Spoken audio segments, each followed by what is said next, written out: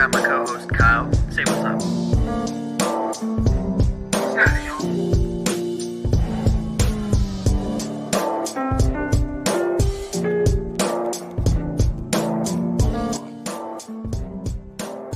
Let's get this shit going, baby. Man, bro, it's the second show in a row that this man tried to riz me up. Strike 2, strike 3, he's out of here. Bro, that I seen a beach ball come down the pipe. You know what I'm saying? Oh, man. Oh, what's going on, y'all? It's another day on the Day One podcast. I'm your co-host, Anthony. I got my co-host, Kyle. Say what's up. What's going on, y'all? Can you believe that the NFL regular season is already over?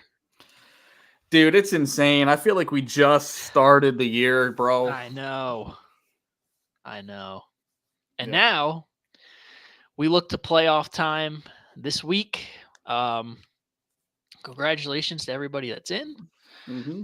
I guess congratulations to everybody who's not in that gets some extra rest and catches the first flights to Cancun. Yep. Everybody say it with me. 1, 2, 3, Cancun. So, yeah, our show today is going to be a little bit different. But before we get into it, drop a like, subscribe, check out the shorts. Kyle's been cooking in the lab with the filet. Facts. Cooking shorts daily.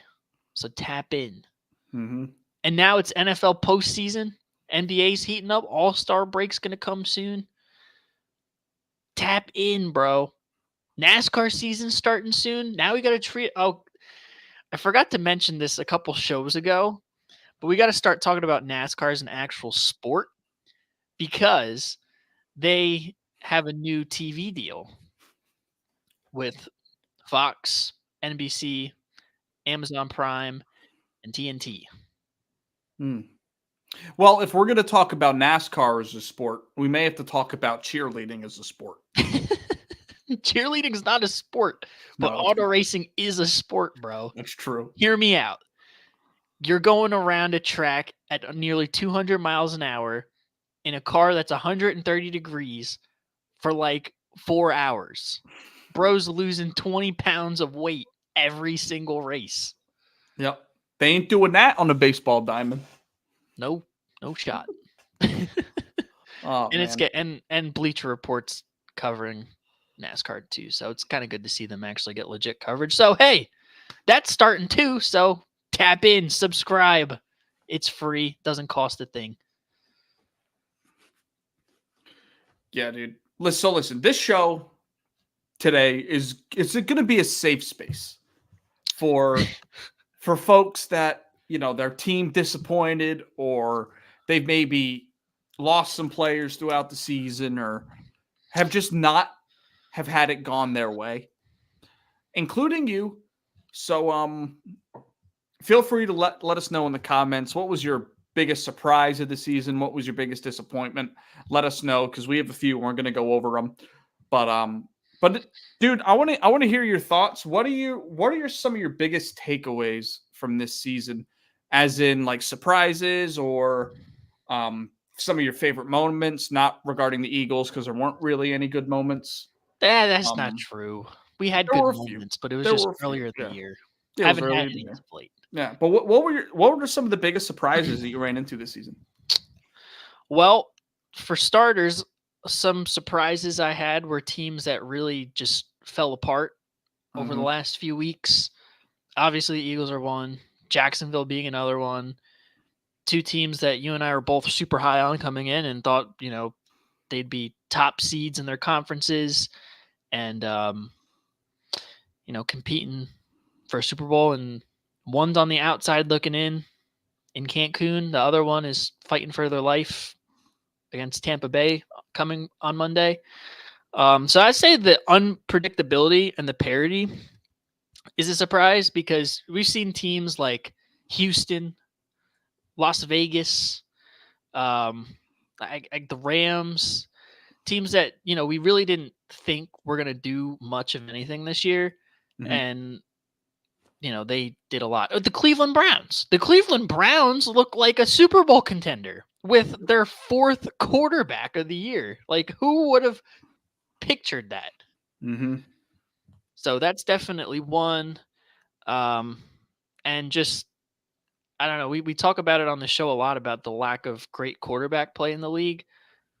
That was shocking too, but I feel like it kind of bakes into the parity of the league. Like, quarterbacks haven't been able to just carry their teams. So it's been a lot of coaching. The running game has kind of made a comeback. A lot of great things, a lot of bad things too. But yeah, that's my initial takeaways. Yeah, dude. Some of my bigger ones are, and I feel like we noticed this more so in the playoffs, but I think it's really reared its ugly head in the regular season, is that health is wealth. And we've only had 9 quarterbacks start every single game this season. And it goes to show where a lot of these teams are sitting now. Like, I mean, Trevor Lawrence missed, I think, 3 games total this season, 1 early in the year, 2 recently. They just missed the playoffs by a game. I mean, the Colts just missed the playoffs and they lost their starting quarterback in week 3. Like, there's been a lot of quarterbacks that just have not stayed healthy this year. And a lot of the ones that have been all season are the top seeds in our conference. You look at Lamar. I mean, Mahomes is 3. Brock's been there all but 1 game. Dak. Jalen's been there. I mean, they've been disappointing towards the end, but they're still a high seed. He's been there. Yeah, high seed, good record. So I think that's been a real huge thing, dude. Health has been wealth this season. Not even just quarterbacks. I mean, you look at what Jalen Ramsey did for that Miami defense, despite them falling apart in the last couple of weeks with, letting the Bills creep back in the division after starting 6-6. He's a player that dropped into that defense and they flipped the switch. So health has definitely been one thing. And I definitely think more and more that I watch football, I realize just how important coaching is. Because, when it comes to a bad team, it doesn't matter how good of a coach you are, you're not going to win. But there are levels to it for the good teams. I mean, you look at a team like Jacksonville. Doug Peterson's a Super Bowl winning coach. Is he a top 10 coach? I don't know. But with that roster, and you look at what Kyle Shanahan's doing with Brock Purdy. He's keeping the turnovers low, running a system that works for him where he can't make mistakes. Doug Peterson has a way more talented quarterback than Brock Purdy, and Trevor Lawrence can't hold onto the football, can't stop turning it over. It's little things like that that really show how important coaching is. And I also, going deeper into that, offensive coaching is way more important than defensive coaching at this point. Yeah. Although defensive coaching is also very important. It's important, but I also think in today's day and age where the offense is favored in many ways, you even look at team building. I mean, take, for example, Pittsburgh. They've struggled to build an offensive line since, the Pouncey left and David DeCastro, since they've been gone. We're on maybe 4 or 5 years, and they still don't have an average to above average offensive line. And you look at a team like the Chiefs, who 2 years ago rebuilt their offensive line in an offseason. Right. So you could call it a GM thing, but coaches are involved in those decisions. They're involved in the scouting of offensive players and things of that nature. So I think that's a big thing too. It's just having an offensive coach, or at least a strong defensive coach with an excellent X's and O's offensive coordinator. It's very important to have, because you can get by with a subpar defense. We've seen Kansas City win 2 Super Bowls with a subpar defense. But you just can't do it without an offense right now. Yeah, I couldn't agree with you more. And, from teams in the league, we've seen, if you can't move the ball on offense, it's just a death sentence. Because if you're not going to move the ball, somebody's going to. Yeah, you're right. And again, to the quarterbacking has been down this year, I think. in my opinion. I mean, you look all across the league, who really had other than Dak and Lamar, I don't think there's a quarterback that's really elevated their game this season. I mean, Russ in a way, kind of. I mean, Gardner Minshew played well, but Right. I don't feel like there hasn't been many young quarterbacks or even somewhat CJ older. Stroud. CJ Stroud. I mean, yeah, but he came into the league dominant. I mean, guys that have really, I don't know. It feels like the league keeps moving more offensively, and we just haven't seen that jump from the quarterbacks this year. I mean, last year we had 4 quarterbacks throw for 5,000 yards. We had 12 throw for over 4,500. We've only got 2 that threw for over 4,500 this season. Yeah. Mm-hmm. I think a lot of that has to do with the running game coming back into being a very important part of offenses. Yeah, and some of these teams haven't had a choice because of losing their quarterbacks. I mean, you look at a team like the Raiders losing Jimmy Garoppolo, so you rely on the run game, and Zamir White has had 400 yards in the last 3 weeks of the season. Yeah.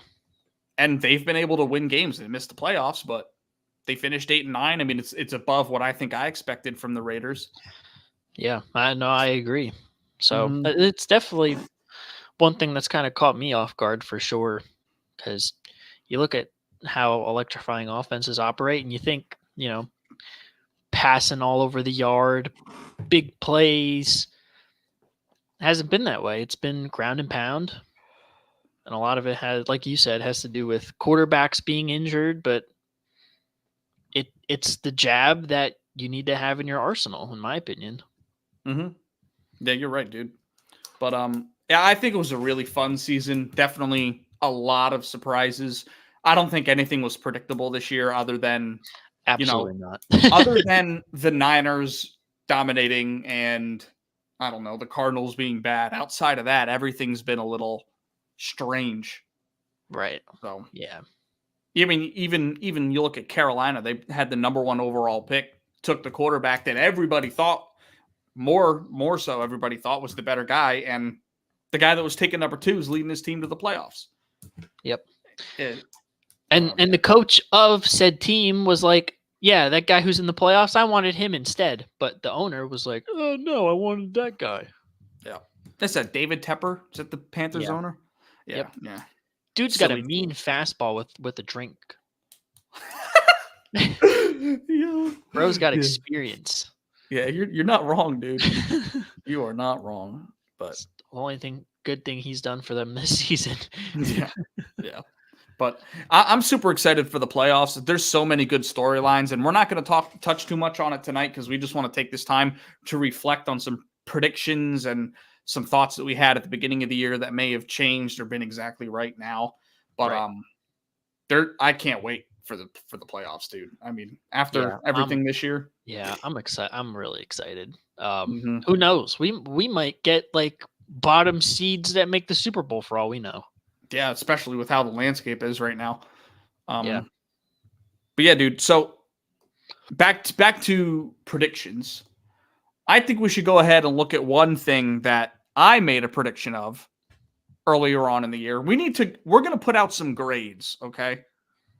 We're going to put out some grades. We're going to look at these 10 guys. If you guys remember, at the beginning of the year, I put out a top 10 breakout players list. Okay? So here's what we're going to do. We're going to take a look at it, and we are going to decide, we're going to give it a grade. Okay? So let's start. Should we work from 10 to 1, huh? It's up to you. We could do that.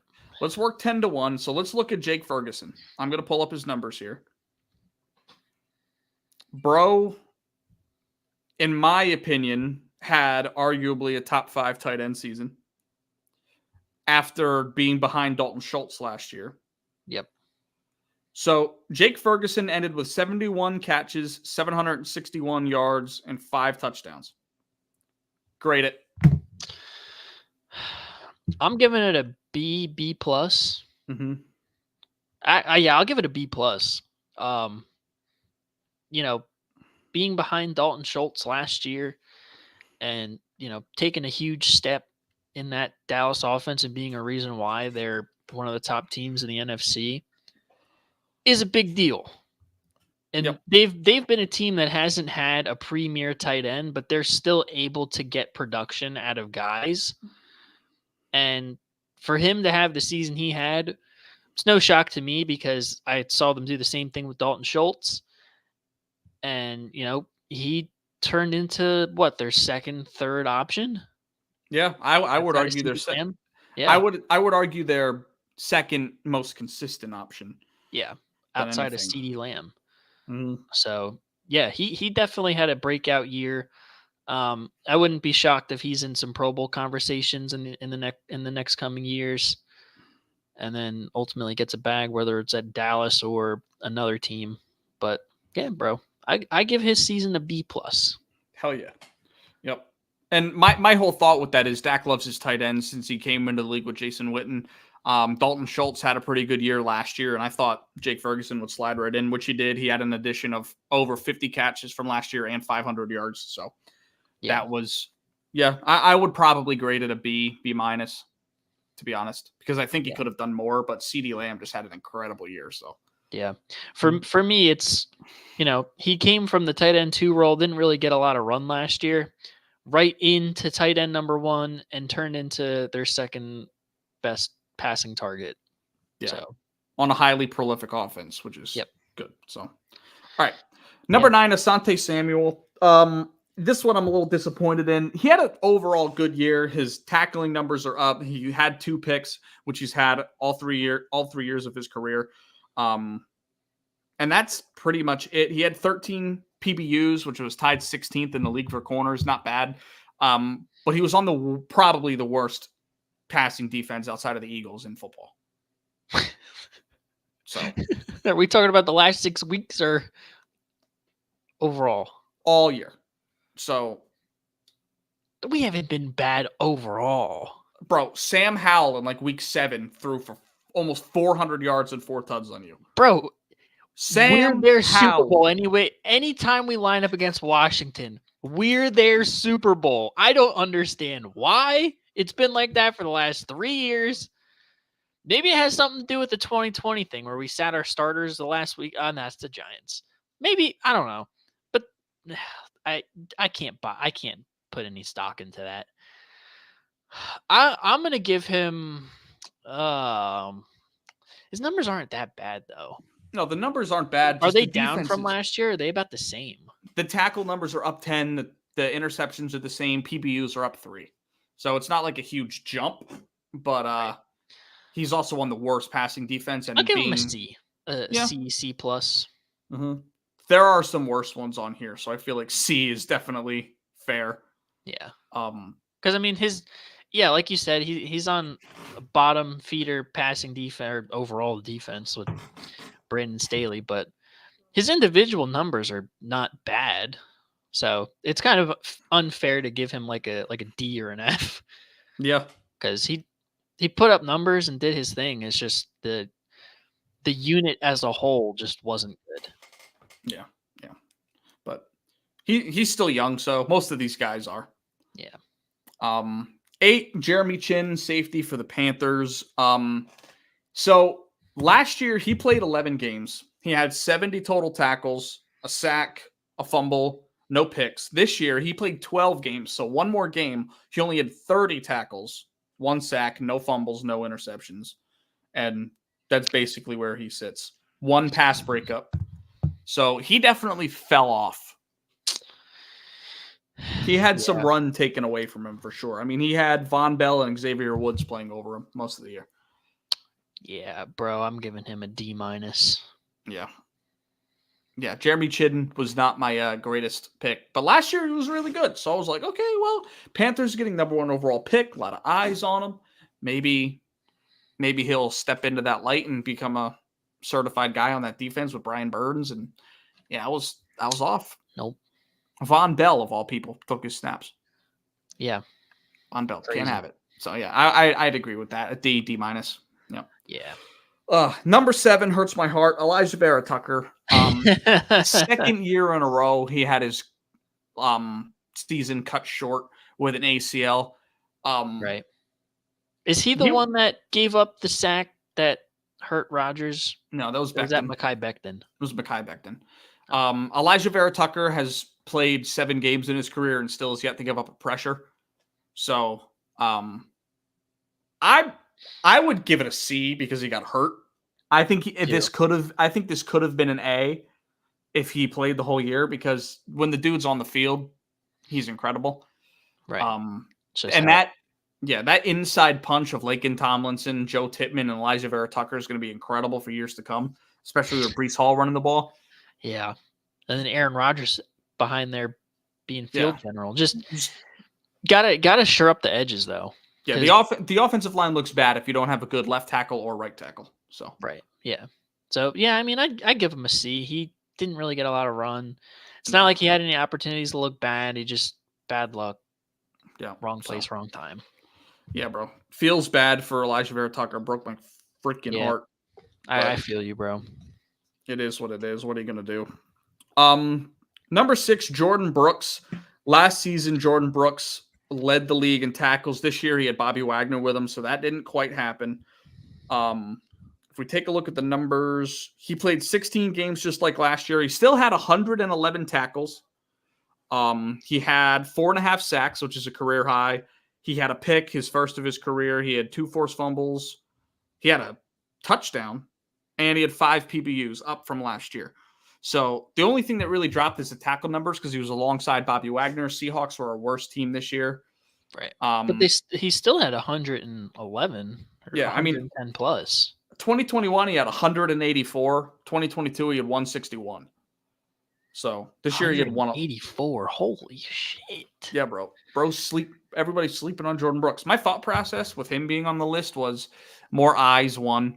I thought Bobby Wagner was pretty washed, to be fair. Apparently so I thought he'd be the certified number 1 coverage linebacker. Right. But I mean, still a really good season. I mean, the Seahawks weren't as good as they were last year, despite adding to the defense. Right. So I'd probably give it a C plus. I'm gonna give it a B minus. Mm-hmm. It's still a really good year, especially considering who he had a Pro Bowler next to him, and those numbers are down. It's still ridiculously good. Still had career high, season high in a couple categories, so still a good year. Yeah. So yeah, I give it a B minus. C plus is also pretty all right. Yeah, it's fine. It's a passing grade. Yeah.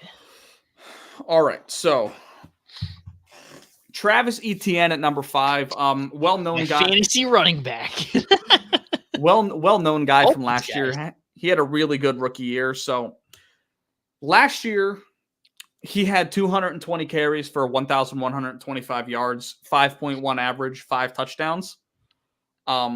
This year he had 267 carries, only 1,008 yards, 3.8 average with 11 touchdowns. Big difference here. He had 58 receptions instead of 35 last year, and he had over 110 more yards and a receiving touchdown. And he had 1 less fumble this season.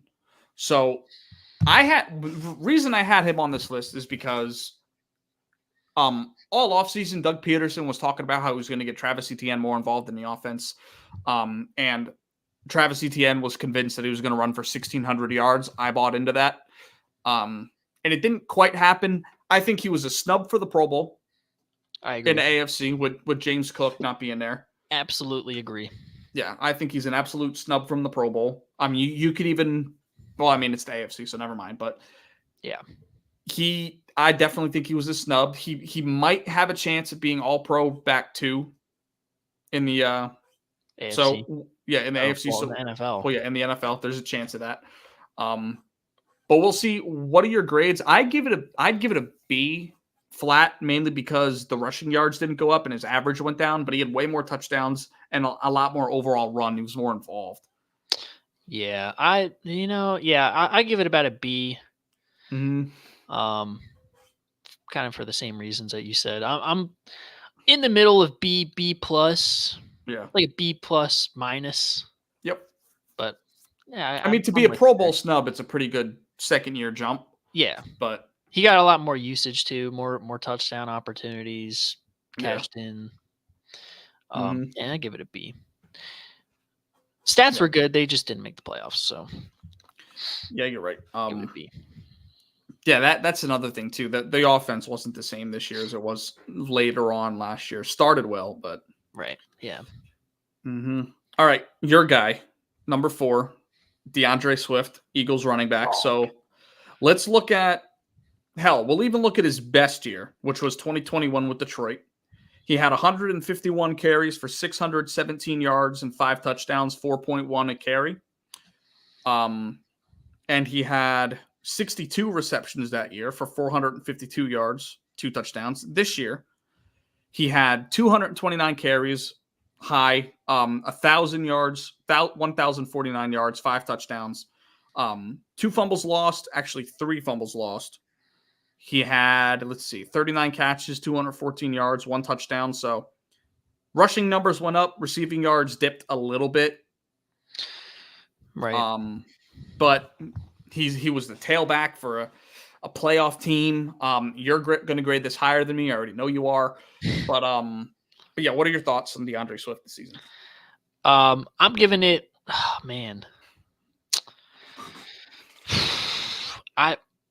I'm so between an A- and a B+. He was by far the best back that we had. What killed him was our lack of his lack of usage. I don't understand why we just don't use him, because when he gets the ball, he's one of the most dynamic playmakers in the league. Yeah. It doesn't make any sense to me. Yeah, I mean, career high in total yardage, 1,300 and 6 touchdowns. 6 touchdowns is actually a career low. Yeah. Career low in touchdowns. But you also had Jalen Hurts run for fucking 17, so. Yeah. Anytime we get on the one, we already know what time it is. I'm gonna give him a B+. Yeah. Really hard. It's hard for me not to give him an A-, but I can't give him an A-. The touchdown numbers aren't there. They just, as good of a year as he had, and he made the Pro Bowl too, which I'm so happy for him because he deserves it. He still didn't get as much run as he should have. I agree. If he would have got the run that he deserves, he probably would have been number 2 behind Christian McCaffrey in the league. That's how dynamic of a playmaker he is. So I don't know. Hopefully, we re-sign him in the offseason and he gets more run next year. But yeah, I'll give it a B+. Career year, in my opinion. Yeah, it was definitely a career year. I'm giving it a C+. Reason being, he was a Pro Bowler, yes. I would argue. So what's funny is he actually got more total run than Miles Sanders last year. Overall, snaps played 1 and receptions and carries combined, he had over 40 more than Miles Sanders. I would argue your running game was better last year. Now, part of that might be Jalen Hurts' injury this season, yes. But it didn't look the same. I didn't see you guys just eating clock like you did last year. And he has to take a little bit of that on the shoulders. But other than that, he was great, Pro Bowler.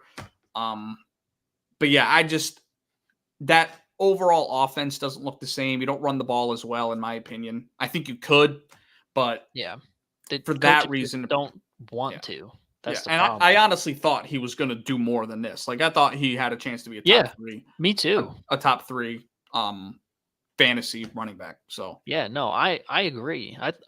I thought he would have done more, but the coaching staff, and I kind of had this in the back of my mind too, because even as good as Miles Sanders was last year and the year before that, we never used him as much as we should have.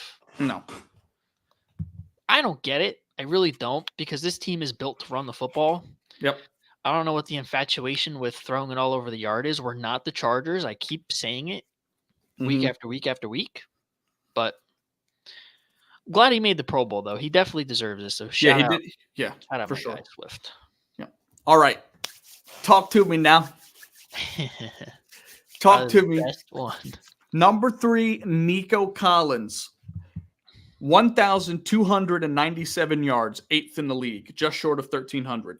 8 touchdowns, tied 8th in the league. 80 receptions, 16.2 average. And I'm going to look at his stats from last year, which basically are non-existent. You So basically last don't year, have to read it. So with that being said, 37 catches for 481 yards, 2 touchdowns last year. A+. he's got an A for me. A+. Now, Tank Dell scared me early on in the year because Tank Dell had back-to-back like 175-yard games. Nico Collins fell off. Tank Dell was cooking, bro. He was cooking. But hey, not many people are talking about how Nico Collins, I mean, 8th in receiving and touchdowns for a receiver, and that includes tight ends. He's just maybe a Pro Bowl snub. Maybe. Because, I mean, you think about it, Pro Bowl teams were announced before Week 18. He had 200 receiving yards in Week 18. Yep. So he's close to being a Pro Bowl snub. I mean, 8th, there's what, 5 receivers or 10 receivers in a Pro Bowl? 8 receivers? I think so, including tight ends. No, not including tight ends. There's 8 receivers in a Pro Bowl, right? 4 in each conference? 4 and 4, yeah. He was 8th in the league in receiving yards and touchdowns. So take that how you want. But Nico Collins was a dog this year, bro. Facts. With a You were rookie- right, bro. You said it. It was like, listen, I remember this vividly because it's ingrained in my memory. The day we did this program, I was like, I don't know who Nico Collins is. And you said, if you don't know him, you will know him after this season. I tried to And tell here you. we are. Here we are. Bro had the crystal ball. Well, let me ask you something. Do you know who he is now? Yeah, of course I know who Nico All right. Collins is now. All right. I'm just making sure. Okay. All right. But yeah, shout out Nico Collins, making me look like I know something when I don't.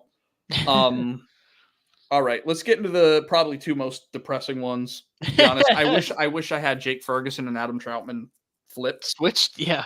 But let's look at the stats. So Adam Troutman had 22 catches for 204 yards and 3 touchdowns. How many games did he play? Please tell me it's like 4. He played 17 games. All right. I will say this. Career high in touchdowns, 2nd highest career receiving yards. So, hey, talk to me now. C-. No, this is an F. This was an F. I had him as possibly a top 5 fantasy tight end. This was bad. It's a D for me. Yeah, this was not a good Individually, prediction. yes, career highs, but he's not a difference maker. I think it could have. Now, my philosophy of Russell Wilson playing a hell of a lot better under Sean Payton was right. But right. Adam Troutman, no, I don't even know if he was the tight end who had the most yards on his team. I don't. Let me think look so. at it. Let's take a look. Denver He was Broncos. like tight end 2 or 3. I can't forget. I forget who their 1 is. Actually, he was 1 He was tight end. overall. Yeah, like overall receptions and receiving yards. Oh. Whoever this dude is, Lucas Kroll, had 8 catches for 95 yards. So. Okay. Well, But hey, listen, that's tight end number 1 in Denver. That's all I'm saying. That's all I'm saying. that's a D for me. Yep. You don't even have to read the stats for Justin Ross. For me, it's an F. Yeah, this is an F game. Bro got locked up mid-season. I forget for what, but he got locked up. That's it for me. Yeah. 11. He had 6 catches for 53 yards on the season. What a breakout! Now, Breakdown player of the year.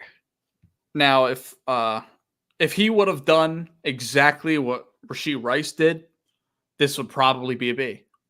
But he didn't. I picked the wrong Chiefs receiver to step up. It happens. You can't always be right. But hey, I'm still sauced that I took Nico Collins, Jake Ferguson on this list, so I'm happy about it. Right. I'm not really mad. Yeah, Mhm. bro.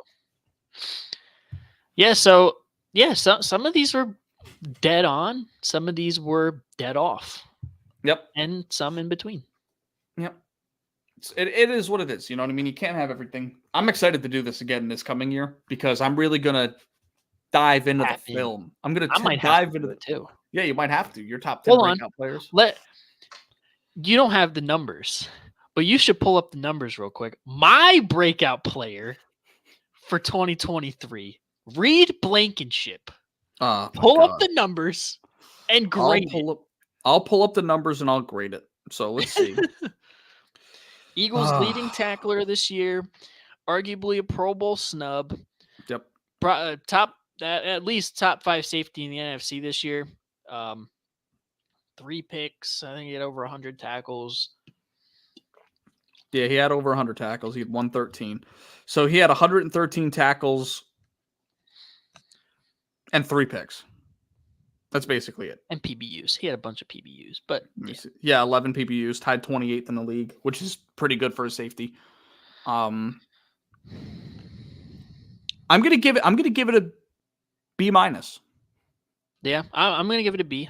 I'm gonna give it a B minus mainly because your defense can be had in the past game.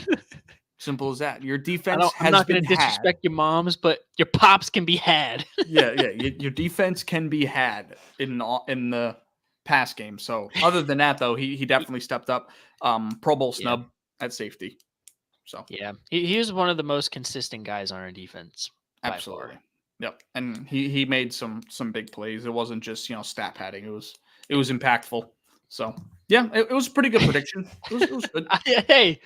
It warms my heart to hear you give Reed his flowers, because for the amount of times you were shitting on him on all the off season and this season. I mean, bro couldn't cover a pile of logs with a tarp, but at times it was occasionally good.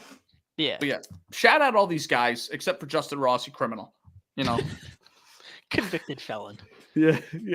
Love to see it. Yeah, bro. Nico Collins is now probably my favorite receiver in football. Just putting it out there. Yeah, bro. Nico Collins and Kyron Williams. Oh, Kyron Williams, bro. Imagine I had him on this list, dude. Oh, man. The euphoria. Oh, my God. Shout out. Kyron Williams is for sure my second favorite NFL player in football. Number one's Breece Hall, bro. Breece Hall's fucking awesome. Yeah. Yep. All right, bro. So we need to have a dialogue. These are all of our predictions for records for every team in the league compared to what they actually did this year. Some are misses, some are hits, some are in the ballpark, but yeah. We didn't do that hot, to be honest. Yeah, so week to week we were pretty good. We were pretty spot on. Yep. I don't have the numbers. Don't have the numbers punched yet, but I'm gonna say we crushed it this year in the spreads. So. Absolutely.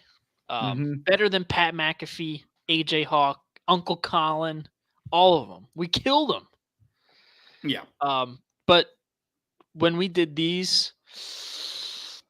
Yeah, bro, it was not the best. No, it wasn't. Like you said, some were hits, a few of them in the ballpark, and then some we just weren't even close.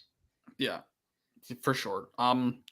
Let's look across here. Look at some of our better predictions. I mean, I love my Dallas take 12-5. I think that was a pretty good hit. I nailed them right on the head. But that's kind of an easy one to do. The hard ones are like the middle of the road teams, like our Dolphins pick. Both of us going 11-6. They finish 11-6. That's pretty good there. Yeah, dude. Like it's crazy to think about like some of these records and like what we actually thought of the team at the beginning of the year and what they've become. Right. For some reason, me nailing the Atlanta Falcons at 7-10. Yep. And I like how you and I had a long dialogue around the Chicago Bears, and we split them right down the middle. Oh, yeah.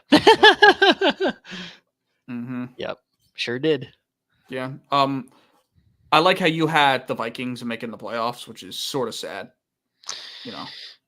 Yeah, bro. Listen, a lot of these predictions did not take into account that the starting quarterback of like 95% of these teams were gonna go out for the year, like the Vikings or the Cincinnati Bengals or Yep. fuck the New York Jets. Yeah, bro. I don't even want to discuss Yeah, bro. the pain. That one was just a wash from week 1. Mm-hmm.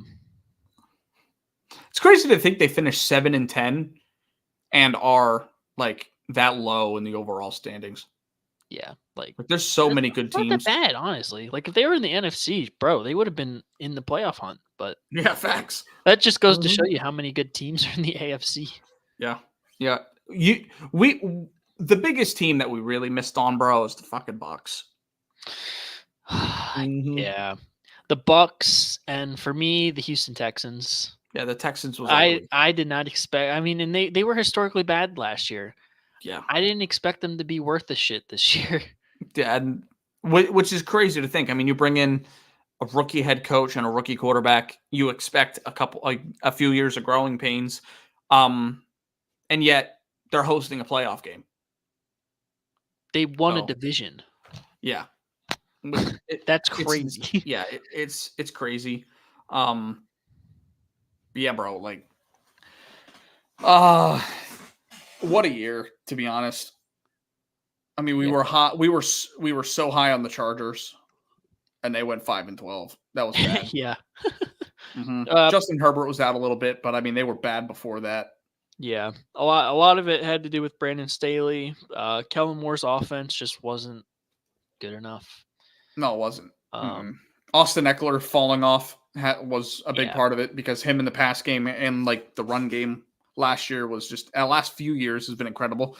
I believe through like last year and the year before that, he had the most touchdowns in the league for a skill position player. Wasn't Until the same. Jalen Hurts and Christian McCaffrey came about. Yeah. Now that has changed. But yeah. Shout out Keenan Allen for them having like a career year. Yeah. And we also have to shout out Mike Evans for probably solidifying himself as a freaking Hall of Famer. Yep.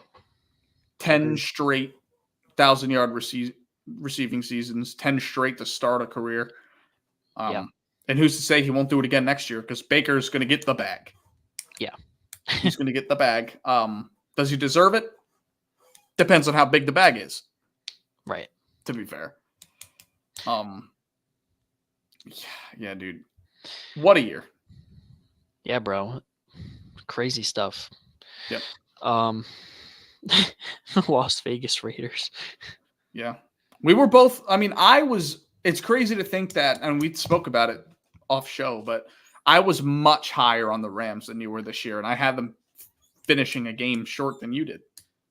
Yeah, bro. I don't know how that was humanly possible, but yeah. 10-7. And they play a team that hasn't been to the playoffs in so long that, like, I am very curious as to see, like, when we go to do the spread picks on Thursday, what that spread looks like. Yeah. Because the Rams, I would argue, are the hottest team in football, next to the Bills. Yeah. So. Yeah, bro. I don't know. That's gonna be a tough one. That one's gonna be tough. Eagles Bucks is gonna be tough. I don't understand how we're favored as of now. Yeah. By 2.5. Weren't the Bucks favored to open? No. We were favored 1.5. Okay.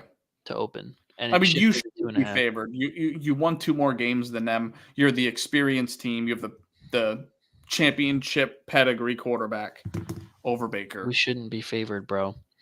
If you look at the last 6 weeks of football, they've found ways to win games. They've been one of the 5 hottest teams in the NFL over the last 6 weeks. Listen, everything you're saying right now, by far coldest team in the NFL over the last 6 weeks, and I'm sorry, y'all cannot move me off of it anymore. I gave them the benefit of the doubt, bro. I mean, listen, you're the benefit of the doubt. I can't, bro. I can't do it no more. everything you're saying is music to my ears. So, I know it is. yeah. It's not my downfall. Yeah. It's just me, accepting reality Mm-hmm. that getting blown out 24-0 in the second quarter to the New York Giants Mm-hmm. isn't going to win us a playoff game. So why in the hell are we favored by 2.5 points? You tell me. If we can't move the football on the New York Giants, what makes you think we're going to move the ball on Todd Bowles and the Bucks? No idea, bro. No idea. I don't know. But yeah. So before we get out of here, I got some questions for you. So think back to 7th, 8th grade. You know what I mean? A young duo. You You and I. You know what I mean? What is something that you look forward to in the last week of school? What's that item you receive? The yearbook. The yearbook, right? And what do you do when you get this yearbook? After you sign some names, you sign some I was gonna say pages. you gotta take the yearbook. You gotta hand it around to every single classmate, just about in your class. Maybe even people outside your class. Sign the yearbooks. Sign each other's. Mm-hmm. Put a couple digits. Perhaps. And then Teachers. Yeah, might sign facts. them. Facts. Get your teacher's phone number as a 7th grader. But the other thing you do is you go down before the pages that you sign, and maybe after all the ugly band kids photos, you look at the pages of the yearbook stereotypes. You know what I mean? Most likely to succeed, cutest couple. We didn't have any of that in our yearbook. No, we didn't. No, They weren't too cool. They just had like our class, events that happened, and then just like candid photos. Yeah, facts. Like that shit was It's sad. stupid. Yeah, that was a sad yearbook. I threw that shit out. But yeah, no memories for me. But listen, we're gonna do the same exercise, right? We're gonna give out some names for some of these yearbook type questions to round out the year, okay? So I want to say 12 questions here to ask you. You name me, I'll explain it to you. You name me a player, a team if you want, a coach, whatever you want to do, whatever you feel, okay? So we're going to start out with most athletic. Most athletic. Mm-hmm. Most athletic team player that you saw this year. Jalen Hurts.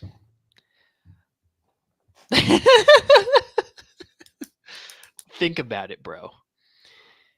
This dude squats 600 pounds. Bro's got a whole shove. He is the shove. You're making a mockery of the yearbook. He's one of the most athletic. All right. Let me think about this. Can I think of anybody more athletic this year than Jalen Hurts? Someone who's made incredible athletic plays, or an offense that's made incredibly athletic plays, or something of that nature. Most athletic. What comes to your mind when you think of most athletic, other than Jalen fucking Hurts? I could ask you who's the prettiest girl in high school. You'd say Jalen Hurts. AJ Brown. AJ Brown. I'm just kidding. Oh man. Am I kidding though? Maybe. I'll give you mine. AJ Brown. AJ Brown? Okay, I like that. He had a nice 6-week stretch of 125 yards straight. Yeah. So. He was making some ridiculously athletic plays. Yep. In that stretch, and is always one to make an athletic catch. So. Yep. I'm gonna go with Tyreek Hill, most athletic player of the year.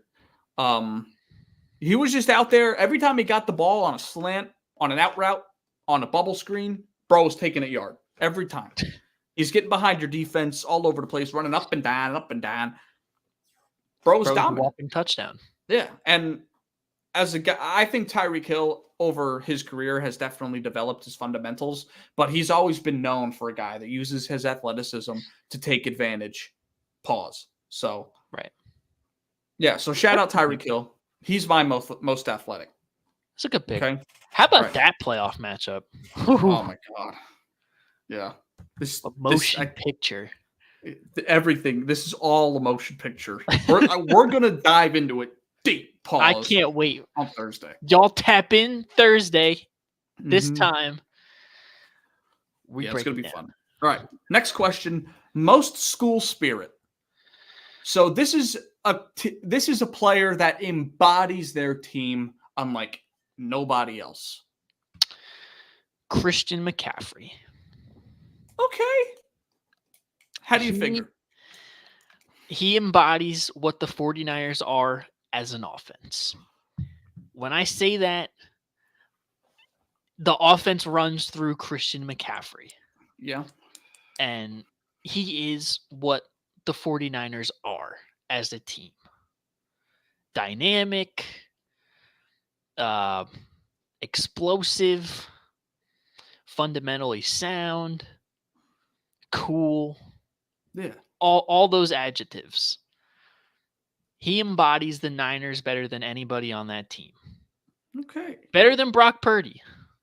Facts. And he's literally the engine that makes him run. So, McCaffrey. I like that. I went with TJ Watt. Now, when you think about Pittsburgh, you think about smash math, football, blue collar, you know what I mean? Lunch pail to work. And that's the definition of TJ Watt. He is an honorary Yinzer in that city. That's true. He walks on the field and he dominates no matter what. And I think there isn't a better player in the league that better represents their logo than TJ Watt. I mean, look at the history of the Steelers' defenses. That's TJ Watt to me. So, yeah. All right. I think Max Crosby should be an honorable mention in there, though. I like that too. The Condor. Yeah. Mm-hmm. I respect that. I don't know. For me, Christian McCaffrey that team runs through him, and I don't know. There's just nobody better that I could think of, at least. Okay, I like it. Hottest teacher. So this is, in your opinion, the best coach of the year. Maybe not the one who's going to win coach of the year, but in your mind, who was the best play caller, run schemer, defensive adjuster, people pleaser? Are we talking about X's and O's here? We're talking about the hottest teacher. It could boobs or ass, make your pick, but it's got to be the hottest teacher. Your choice. However you want to make it a question. Bro, personality, it's up to you. If you like personality. I was about to say, this one has nothing to do with the body, because if you want a body pick, you're going to pick Kyle Shanahan. I'm picking Kevin Stefanski for the personality. Bro has gone through 4 quarterbacks to be 11-5 with an insane defense, all that adversity. Starting running back out, first, second, third string quarterbacks. They brought Joe Flacco out of retirement. Yeah. And yet here they are ready to make a Cinderella run. Bro had 4 wives and still kept all his money. Bro's on to his 6th man. Yeah. He's down deep in the rotation, still putting up numbers. Okay. That's what I call personality. Yes, sir. Yes, sir. For my hottest teacher, I went with DeMeco Ryans. Okay. Rookie head coach, defensive head coach, nonetheless. And now, me personally, I think defensive head coaches have a disadvantage to begin with, because, I mean, you can make a team look better than they are with a good offensive mind. It's hard to do that with a defense. Rookie quarterback, you know what I mean? A makeshift offensive line all season, disappointing running backs, and to lead his team to the playoffs, to me, that's the hottest teacher. It's DeMeco Ryans. Okay. Probably our 2 guys are probably going to be top 2 in coach of the year. Yeah. As they should. As they should. Maybe John Harbaugh is up there too, just because of all the winning that they've done. So yeah, DeMeco Ryans, hottest teacher. Most changed. So maybe think of it as a player that in the beginning of the year or last year you had a thought about, and this year they came at and switched it all around in your head. Most changed.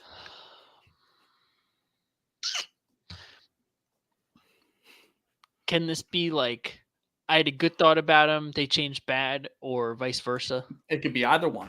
Either one. Okay. Mm-hmm. High hopes and it fell flat. You had low expectations and they exceeded them. Or someone that had a certain stigma about them that erased that this year. CeeDee Lamb. Okay. Bro is not considered to be a number one wide receiver coming into the year. Had a top 5 year, career year by far, Pro Bowler. Probably going to be second team All Pro this year, and solidified himself as a number one in the league, and Dallas is number one as they get ready to make their first run in nearly 30 years. Yeah, I mean, CeeDee Lamb right now has an argument for first team All Pro. Yeah. He probably will get it. He is the argument for best receiver in the league. Like, I mean, Tyreek Hill's been awesome. Listen, I'll be honest. I was one of those people because you look at when he got drafted there with Amari Cooper, he looked great.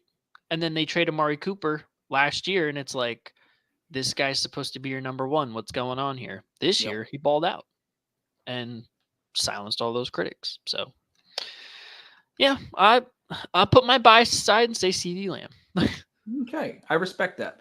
I went with a quarterback out of the NFC North. I went with Jordan Love. Now, Jordan Love most changed. I would say he did the old switcheroo twice this year. So coming into the year, a lot of people had high expectations. He sat behind Rodgers. He's going to be his first year starting. They have a weak division. They have a chance to make a run at the playoffs. And then I think halfway through the year, people were like, Packers got to draft a quarterback. They started losing games. They felt like all the film was out on Jordan Love and he just wasn't going to perform. And then you look at what he's done the last 3 weeks and people are like, wow, the Packers did it again. They've got their third franchise quarterback in a row. You look at the numbers of his first year starting compared to Rodgers and Favre. He's got the better numbers out of all three of them. Yeah. Could that be, you know what I mean, the times now with offenses and passing the ball? Maybe. But at the same time, neither of those guys made the playoffs in their first year starting. And Jordan Love did that. So, and it changed my opinion too, because I thought the dude was a bum. So, yeah. Listen, I told you, bro. We had this conversation where you were saying, bro, they need to draft the quarterback. He's not the guy. No, listen here.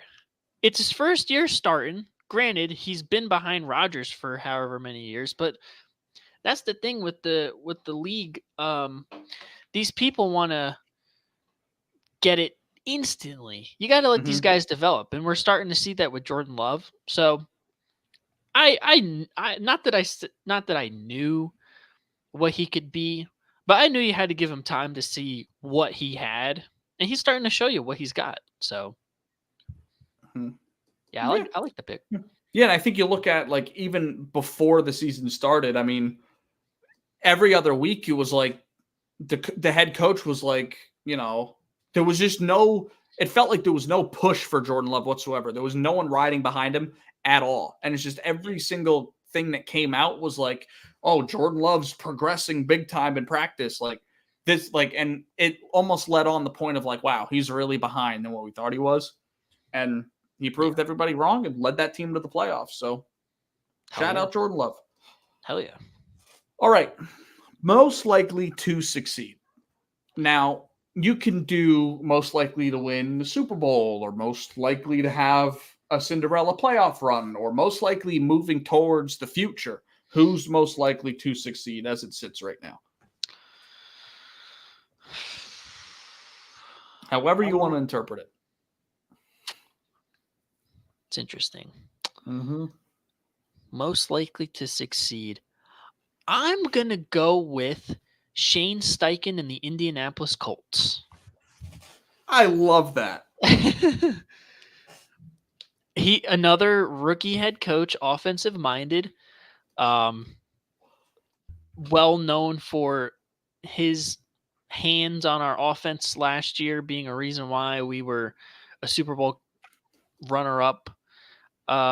Came in this year, had a great start with Anthony Richardson. He goes down, and you see Gardner Minshew have a career renaissance. And they just barely missed the playoffs. And the Colts are another one of those teams that are, starting to rebuild, retool, and their projection, their trajectory is on the upswing. So, give them another off season or two. They might be a top team in the AFC with a guy like Shane Steichen, who, I have experience with him, and I know how good of a coach he is. They're going to be a good team in 2 to 3 years, like a real good team. Yeah. And, having the quarterback like that, having a coach that understands the RPOs and how to get a quarterback like that in the best positions to succeed and get the most out of his players, they get a little bit of talent, they're going to be a problem with that guy as head coach. Yeah.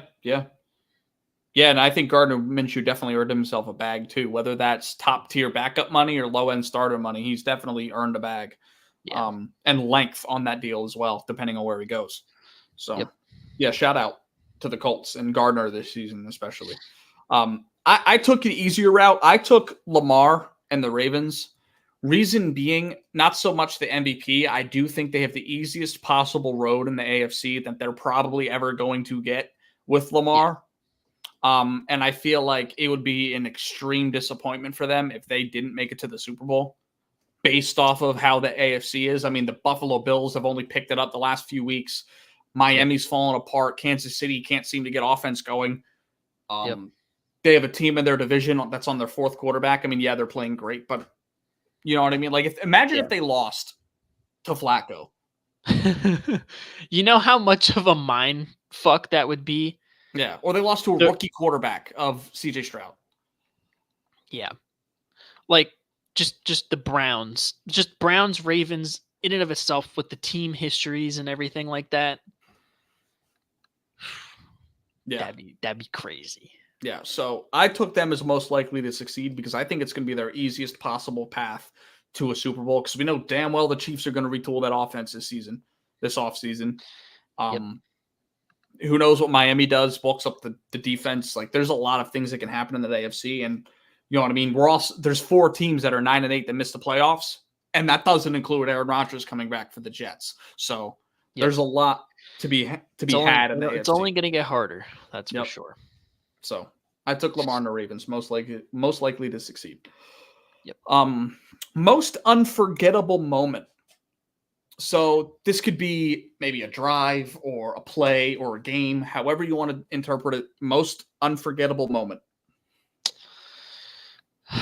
Well, for me, at least, it's going to be the one and only football game that I watched in real life. Was it Week 7? Philadelphia Eagles, Miami Dolphins, in the Link, Kelly Green night. The vibes at an all-time high. Debut of the Kelly Greens. I went with my girl and the fam. Took a party bus. They parked us in FDR Park after we got denied. K-Lot, Wells Fargo, the bank, NovaCare. We went all the way to the NovaCare complex to get denied. Had to park fucking 2 miles from the stadium. And it was still a movie. They came out to play that night.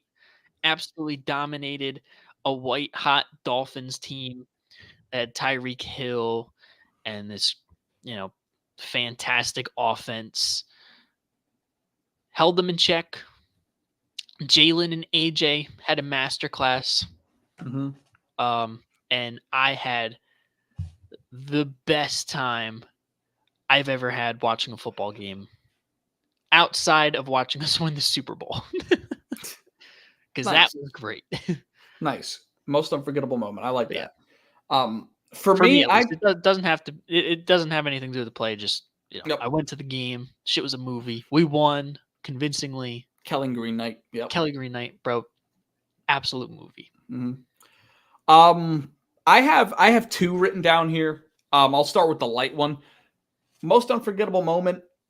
I had 2 teams scoring 63 plus in one season. The Dolphins scoring 70 against the Broncos, and then the Raiders scoring 63 against the Chargers. Okay. Not only was it crazy to watch the Dolphins put up 10 offensive touchdowns against Denver, then just 6 weeks later, see the Chargers do what the Raiders do what they do with the Chargers. That was nuts. I thought I was never going to see another 60-point game for 10 years. You know what I mean? Because it just does not happen.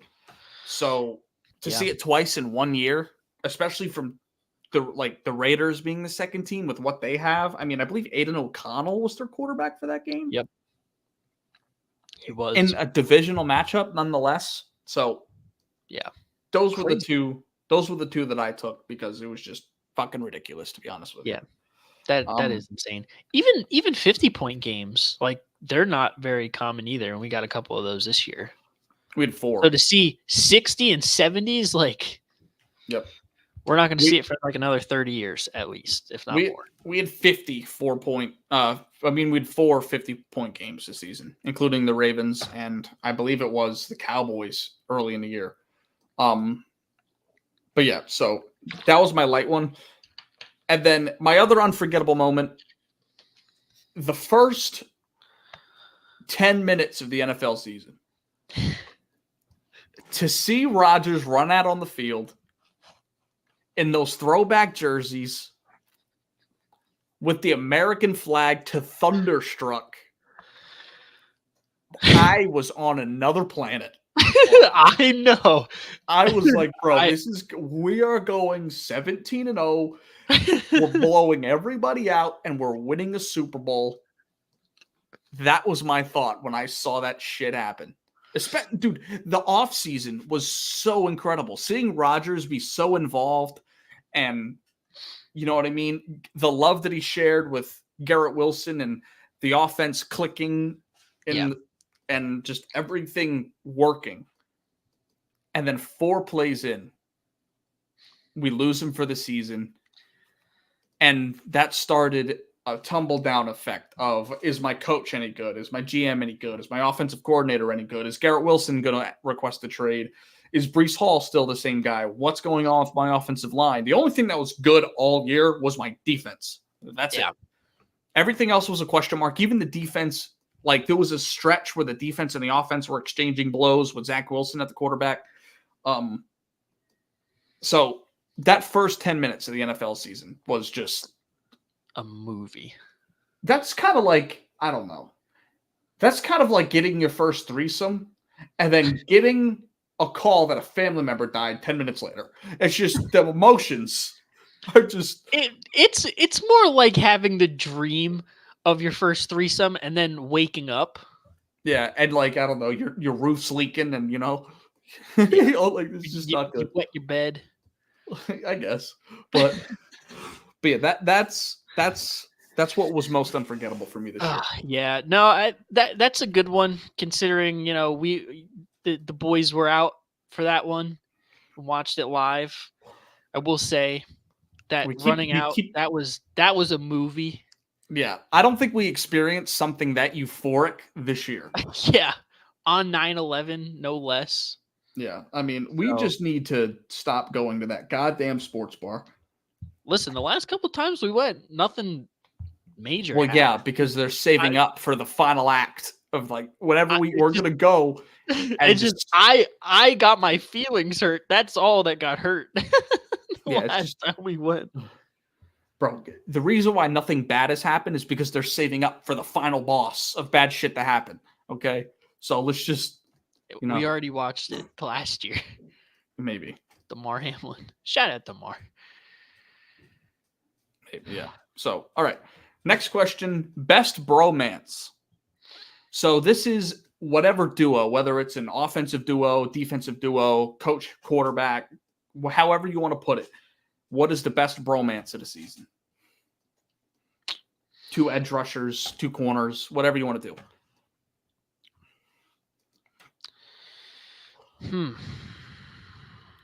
That's a hard one. Mm-hmm. There's just so many options. Yeah.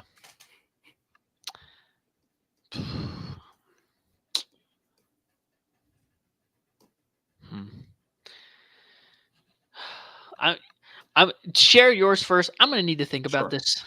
Go ahead. I've got two that I wrote down. My number one though is MCDC and Jared Goff. That's a good one. Their bromance this season was awesome. Seeing Jared Goff play meaningful football and good football all year and a great offense. And they're so polar opposites, like on the mic, and their personalities are completely different. But to see them work so well together as a unit, it was just so cool to watch. So I took MCDC and Jared Goff. My number two was Puka Nacua and Cooper Kupp. That's a pretty good one. They're identical to each other. Puka's just younger and from a different country, I think. But they play so similar. Their years back to back were so similar. And it's crazy to think that Matt Stafford 2 years ago had a triple crown receiver with Cooper Kupp and then broke records with Puka Nacua. Like, not to mention Stafford breaking records with Calvin Johnson too, but that's besides the point.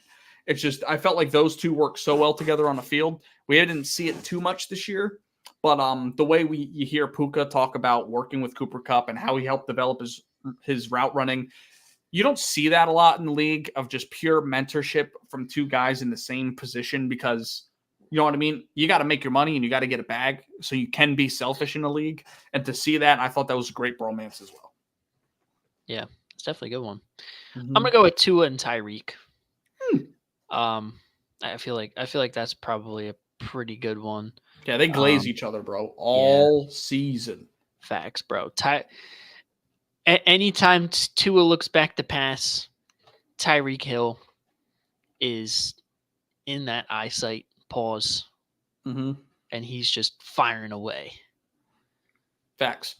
My other, yeah, no, you're right. Yeah, and they were probably the best 1-2 punch other than Dak and CeeDee this year when it comes to receiver quarterback duo.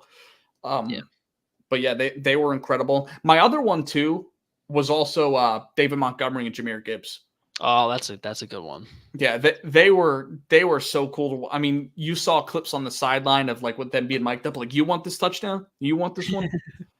Yeah, that's another cool moment.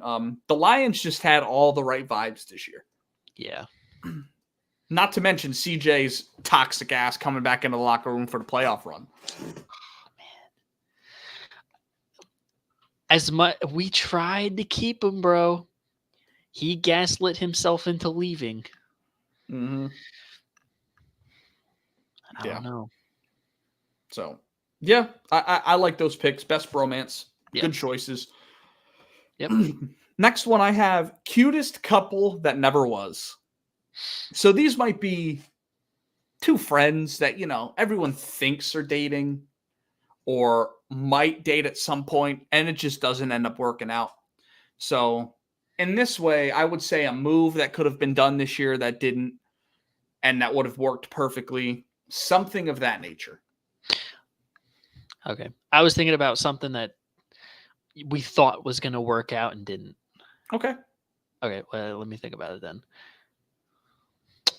I have mine if you need to think about it. Well, I'm just going to go with the thought process that I had initially. Okay. Brian Johnson and this Eagles offense. Yep. I, along with many of my other constituents in the Eagles fan community, thought Brian Johnson was just going to be a plug and play and we would not miss a beat. That was not the case at all. For a while, it looked all right. We were doing good on offense. We were, you know, being two-dimensional, dynamic, multiple, whatever you want to, adjectives, whatever we want to use. But when push came to shove, it just didn't work out. Particularly these last 6 weeks, it just hasn't worked out. Mm-hmm. He doesn't have an answer for the blitz. He doesn't have hot routes. He just wants to run the same 4 plays, 4 verticals, 15-yard routes, a quarterback draw, very predictable play calling that we thought, because he knew Jalen Hurts since he was 4 years old, that he would understand him probably better than anybody, and it seems he doesn't understand him. He probably understands him the least at anybody. Mm-hmm. So that pairing is definitely my pick. Okay. Yeah, I don't hate it. I mean, I think we thought coming into the year that this offense would be better because there would be better passing concepts because, I mean, you guys ran the ball well last year and threw it, but I thought that like Jalen Hurts would reach another level under the new offensive coordinator, but didn't happen. So good choice. I went with cutest couple that never was. I went with Davante Adams getting traded to the Jets. Oh yeah. This rumor was swirling all off season once Rodgers got to the Jets. Davante was even poking fun at it. This is even before Antonio Pierce got there and started coaching them, because then it pretty much disappeared. I mean, obviously trade deadline was over, but yeah, that was one thing. All throughout the regular season, we were like, the Jets need another wide receiver to pair along Garrett Wilson, and Davante Adams just seemed like the perfect fit, and it just never happened. Will it happen this offseason? It's possible. Garrett Wilson just switched from number 17 to number 5 back to college, so number 17 is wide open. Hey, hear me out. Hear me out. Listen, yeah, I'm gonna have to get Joe Douglas on the phone, but yeah, I took Davante Adams to the New York Jets because it felt like the most perfect trade for a receiver all year, and it just didn't happen. So. Right. And you look at that too, like the whole reason why Davante Adams went to the Raiders was to play with Derek Carr. Yep. And he's gone. And then Derek Carr got shipped out, and he's like, who the fuck am I? I came here to play with Derek Carr. Now I got Jimmy G, Aiden O'Connell throwing me the ball. So it makes sense for him to go back to Aaron Rodgers. Yep. Mm-hmm. Jordan and Pippen. Facts. Reuniting in Portland or Washington. Yeah. Yeah. But yeah, good choice there. I like the Brian Johnson pick. Yeah. Next I have biggest drama queen. This one's self-explanatory. The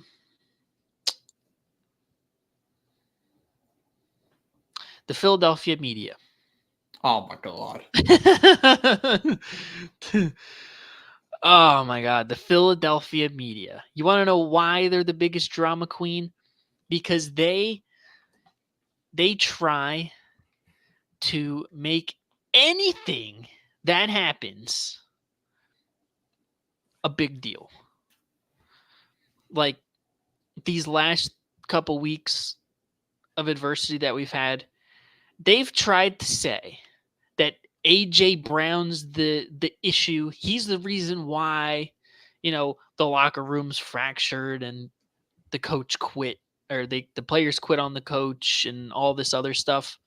Mm-hmm. When he is not the issue. Clearly, if you've been watching football, it's a coaching issue. It's a scheme issue.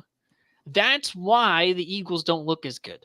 It's not because AJ Brown is pissed that Devontae Smith got hurt, or this play was stupid, it didn't work, or whatever the case may be. Mm-hmm. They try to nitpick and just rip apart anything. And it's not just the Eagles, too. Sixers, Phillies, Flyers, just the fucking Philadelphia Union, probably, if they had some shit going on. Doesn't matter.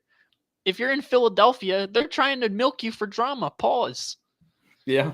So with the last 6 weeks, yeah, definitely the Philadelphia sports media, particularly Marcus Hayes of the Philadelphia Inquirer. Don't mean to name drop, but he's the fine gentleman that wrote that hit piece.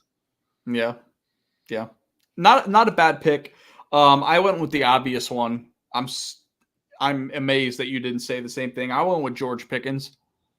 Um, even in wins, bro was on the sideline throwing his helmet. My recency bias is kind of, I guess, favoring my responses, but that is a really good one. If I didn't have that in the back of my head, I probably would have picked George Pickens. Yeah, George Pickens just even in wins has just been miserable.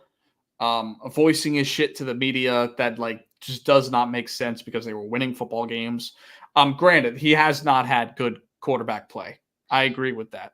Yeah. But you're winning and everybody gets paid when you're winning. So get over it. Yeah. I got another good one. Antonio Brown. Now? I guess. Have you seen his Twitter feed? I have, but he's not in the NFL.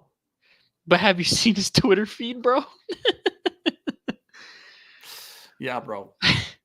Bro's off the rails. The cracker propaganda, bro. I don't know what to tell you, dude.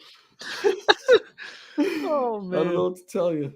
Bro. And we could say that, you know, because we white. But bro is mad horny. Yeah, bro's from the words of AB. Yeah, bro's just not having it right now. All right. So biggest drama queen, good. Most likely to be rich. Self-explanatory. Huh? Self-explanatory. Self-explanatory. I'm going to say CJ Stroud. Bro's about to get paid 1 year into his deal? No. Are we talking about someone that's about to get a bag, or someone that's about to get a bag, or could, or probably will down the line? I do feel like it's a bit early for Stroud. Yeah. Nah, I don't think so. What if Bro was a sophomore slump next year? I don't know. But to come in as a rookie and flip the culture of the Houston Texans, that's a team that probably has never, probably since Matt Schaub, had stability at the quarterback position. He's the only one they've had a relatively stable quarterback. I don't know. Number 4 was pretty good there for a little while. That's true. That's true. But other than those two, there's not really one guy. So for CJ Stroud to come in, make himself a leader, ball out, obviously with not as much talent as other teams, they're going to surround him with talent, and he's just going to continue to develop and show you his full potential. I think he's going to get a bag in 4 years. Yeah, and it's going to be the largest contract we have ever seen. Absolutely, and he's going to get his father out of prison. Bro, I seen a tweet, unrelated, but somebody was like, CJ Stroud need to chill. He's really pulling for a man that did some illegal shit. I was like, yo. Oh, man. It's his pops, man. Chill out. Yeah. Bro's talking about justice reform, trying to get a criminal out of jail.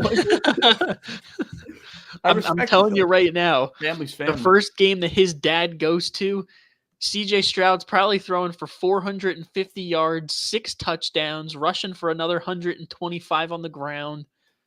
Bro's going to have an absolute motion picture for pops. Probably. In attendance. Yeah, but not a bad pick there. I went with CeeDee Lamb. CeeDee Lamb's due this offseason. He bet on himself. He had arguably the best season of a receiver this year, and Bro is probably going to set the record for wide receiver money, which is a lot because Tyreek Hill is getting paid $30 million right now.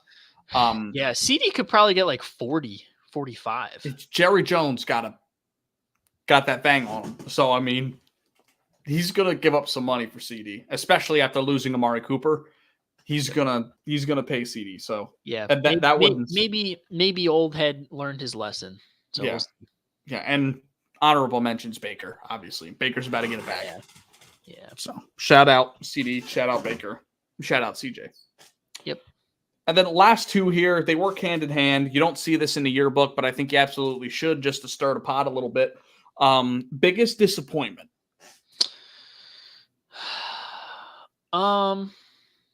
Team, player, coach. I unit. can't say Brian Johnson. I already used him. Yeah. And don't use Sean Desai because I'm tired of the Eagles propaganda. Yeah, I know. Let me think here.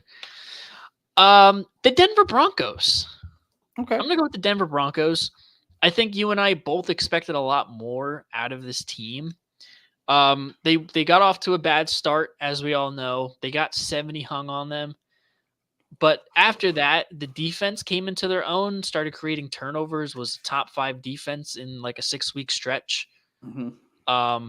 Russell Wilson had a rebound year, not like to Russ standards, but it was a rebound year. And it's a team that you look at on paper that has talent, and you think like, they're gonna be in the running for one of these playoff spots. They'll probably be a wild card team. They could, the Chiefs probably gonna win that division, but the Broncos will be there for 5, 6, 7, whatever the case may be. Mm-hmm. And it all just fell apart. Yeah. And there was really other than organizationally, there's no reason or no explanation as to why they fell apart. It just happened. So yeah, they're pretty disappointing this year. So I'm gonna go with Denver. Mm-hmm. We Okay. expected a lot out of Sean Payton coming. I think so too. And it just underwhelmed. Yeah. Saints would have also been a good pick. I ended up going with a player, and I don't think one singular thing went well for him. Daniel Jones. Daniel Jones, not only did he get hurt, he got an enormous bag that was not deserved whatsoever. And I'm just going to read you his numbers in 6 games. It was so deserved, bro. What are you talking about? I'm going to read you his numbers, okay? 6 games played. He had 909 yards, 2 touchdowns, 6 picks. That's an average of 133 yards a game passing. That's terrible. And I guarantee you a good third of that was against the Arizona Cardinals when he had his best game of the year. Yeah. His only good game of the year. Yep. Not only that, he also had 3 fumbles running the ball in 6 games, where last year he only had 2.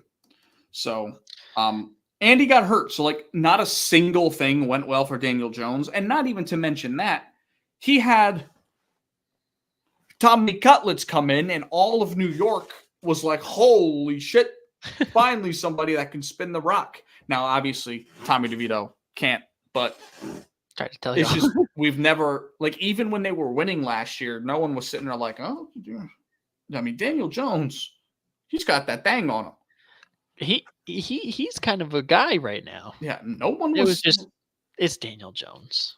Yeah, it's Daniel Jones. He's going to come back down to earth. Bro only had, what was it, 15 touchdowns last year? So, yep. Yeah, I went with Daniel Jones because just not a single thing went right for him. Other than, for him, he got paid. That's it. But it screws the Giants moving forward. They already are in cap hell.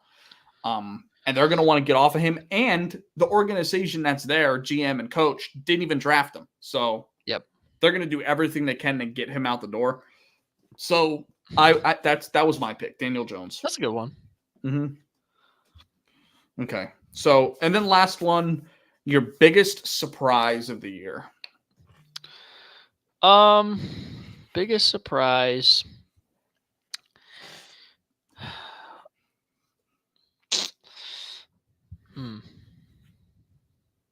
Let me think about this. To me, there's 2 glaring ones. I took one of them.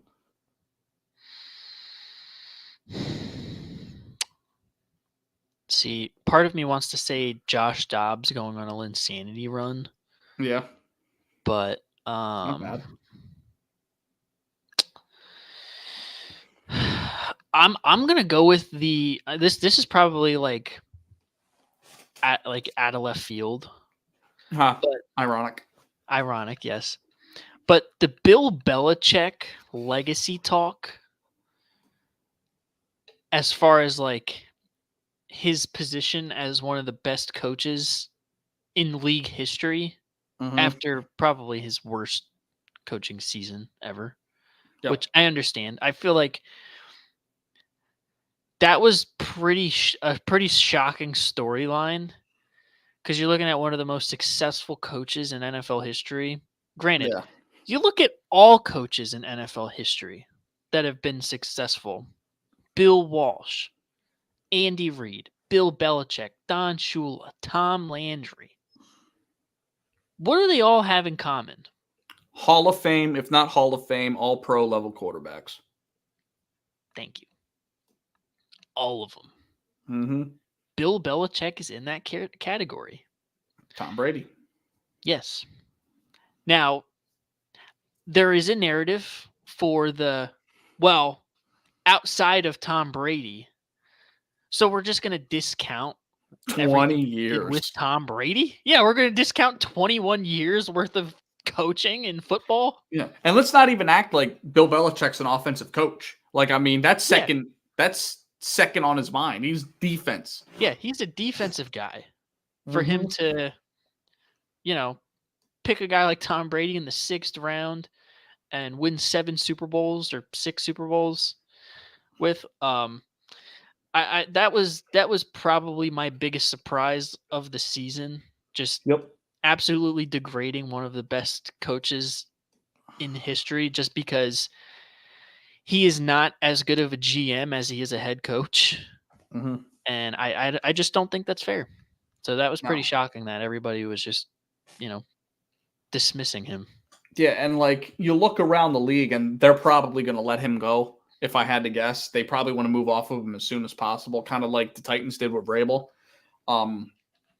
They're going to release him and they're going to be like, okay, let's get together all of the candidates that we want as a coach. And the best one available is Bill Belichick.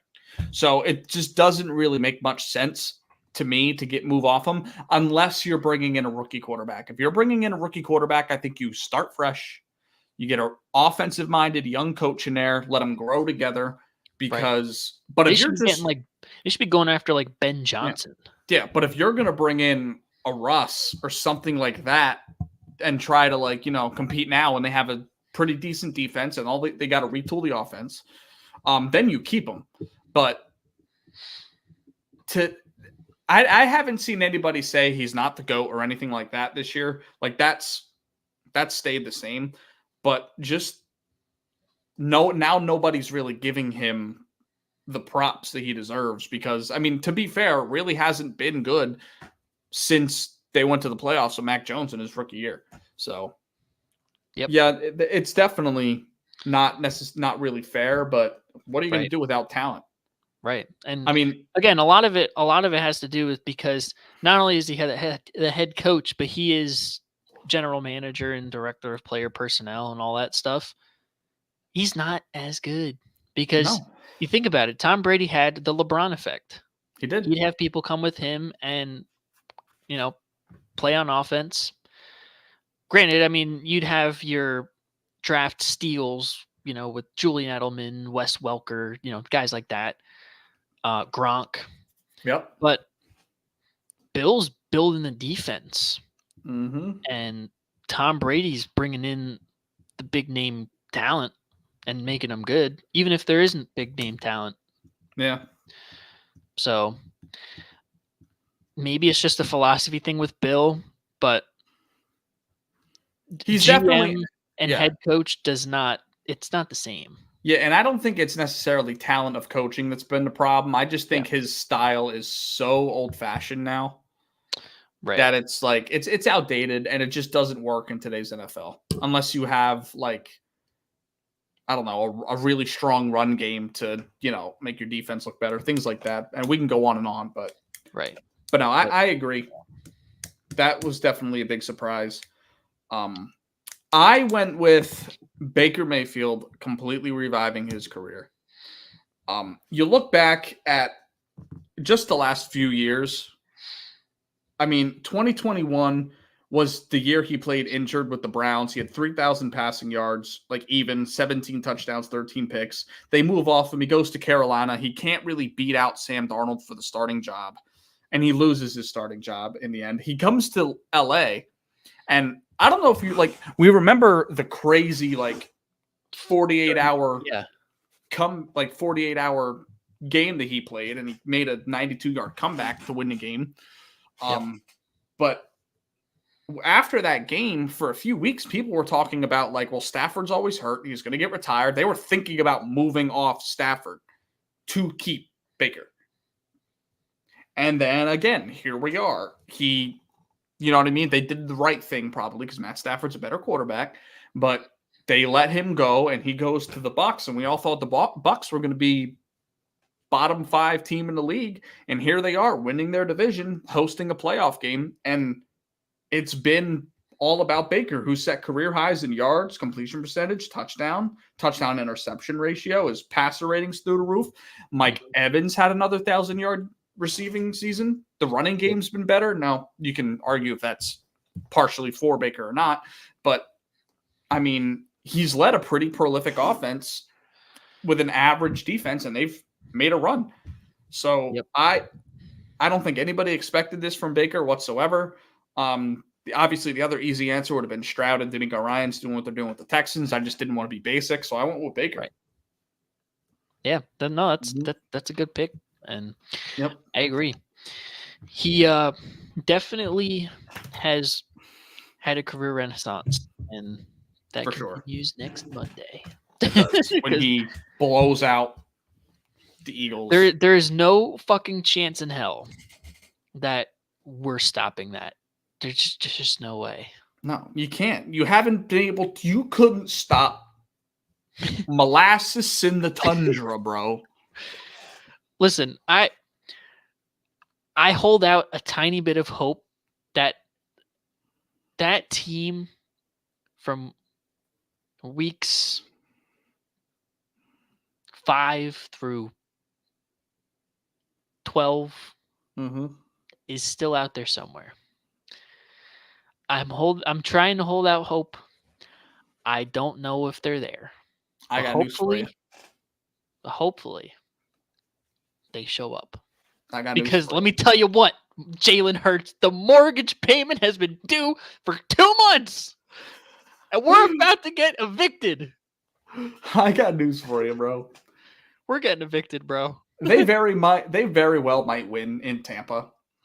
And everyone's going to be like, oh, wait, hang on now. Here come the Eagles. And then they are going to get absolutely fucked by the Niners or whoever they play. It'll either be the Niners or the Cowboys. So, see, I feel like we play the Cowboys, we'll have a little bit of a better chance to win. Yeah. But if we play the eventually we're going to have to play the Niners, whether it's next week or the week after that.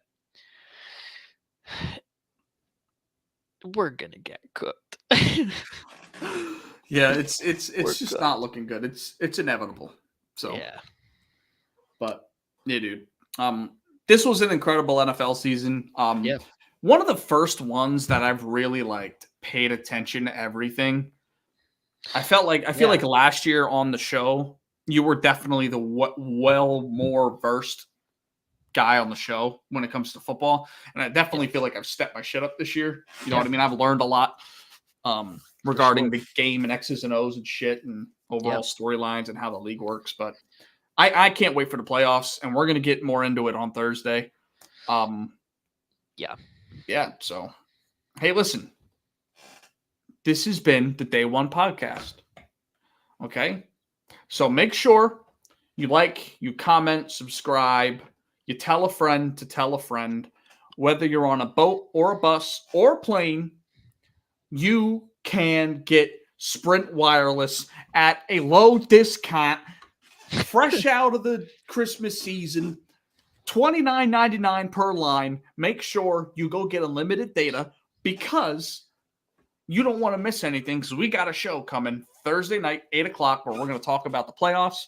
We're going to do another try to tell y'all. We're going to really dig deep into these matchups, talk about some of the storylines. We've got Matt Stafford returning to Detroit for the first time. We've got Tyreek returning to KC for the first time. We've got Dallas Packers, which is always an instant classic in the playoffs. We've got a lot coming down the track. this weekend. So make sure you tune Don't in on wanna miss it. Thursday. You don't want to miss it. Tap in, subscribe. Don't be bummed that you missed the content. Yeah. Tap in. Yeah, make sure you do. So, anyways, y'all, I'm Kyle. That's Anthony. See y'all later. Peace.